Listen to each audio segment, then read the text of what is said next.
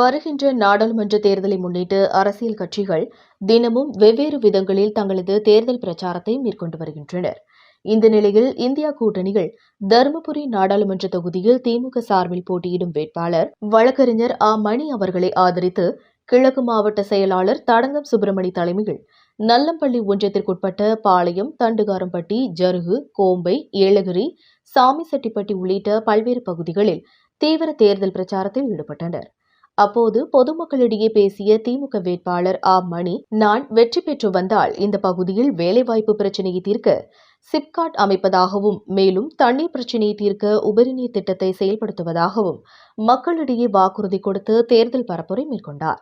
அப்போது பெண்கள் ஆரத்தி எடுத்தும் பூக்கள் தூவியும் உற்சாகமாக வரவேற்றனர். வாக்கு சேகரிப்பில் ஈடுபட்டிருக்கும் போது பாளையம் கிராமத்தில் குழுமியிருந்த குழந்தைகள் மற்றும் பெண்களுக்கு ஐஸ் விற்பனை செய்து வேட்பாளர் மணி வாக்கு சேகரித்தார். இவர்களுடன் திமுக மற்றும் கூட்டணி கட்சி நிர்வாகிகளும் வாக்கு சேகரிப்பில் ஈடுபட்டனர். தருமபுரியிலிருந்து ரிப்போர்ட்டர் சீனிவாசன்.